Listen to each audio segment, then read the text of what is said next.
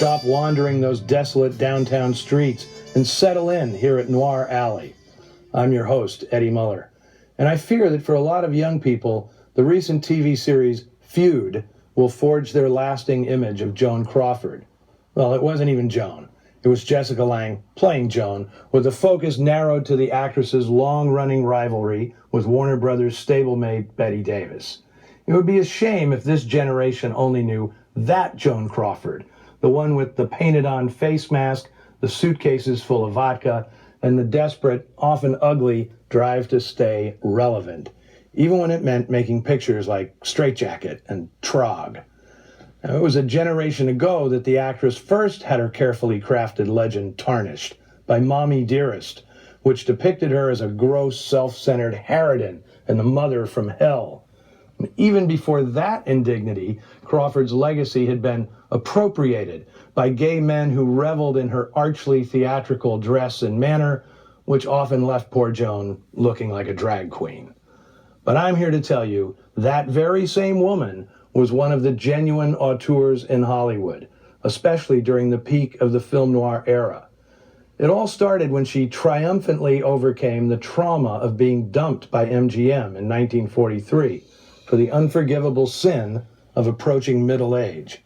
She was 38. But after signing with Warner Brothers, where she was doomed to play second fiddle to the Queen, Bette Davis, Crawford managed one of the great comebacks in movie history, winning the Best Actress Oscar for the title role in the noir-soaked melodrama Mildred Pierce. It set the course for the next 10 years of her professional life, an incredibly productive stretch during which she controlled every aspect of her movies, her image, and her career.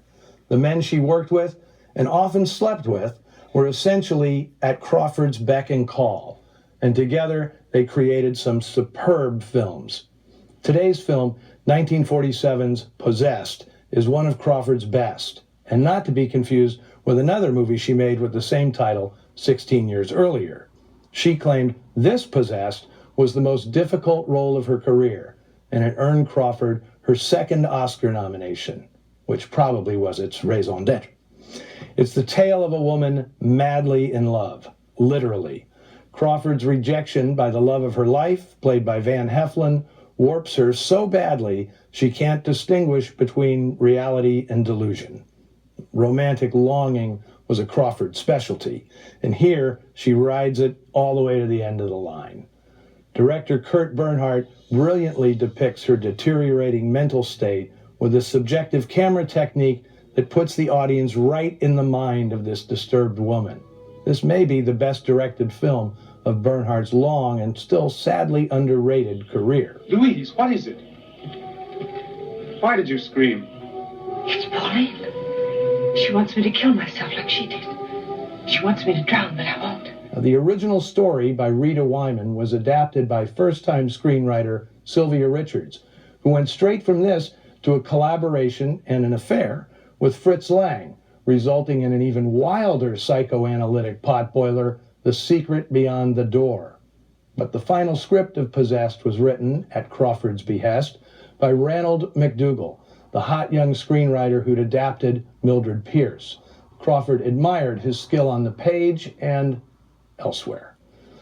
Also returning from the Mildred Pierce team was Warner Brothers super producer Jerry Wald. He and Curt Bernhardt were fond colleagues, having made the wonderful Juke Girl together back in 1943.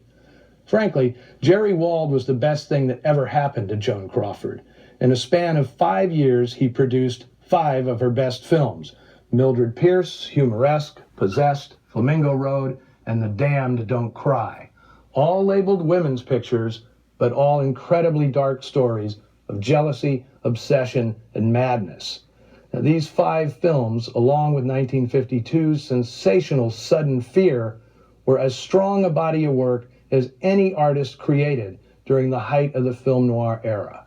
That's why I call Joan Crawford an auteur. And now, plucked from the very fruitful middle period of Joan Crawford's long and tumultuous career, here she is at her juiciest. From 1947, Joan Crawford is Possessed.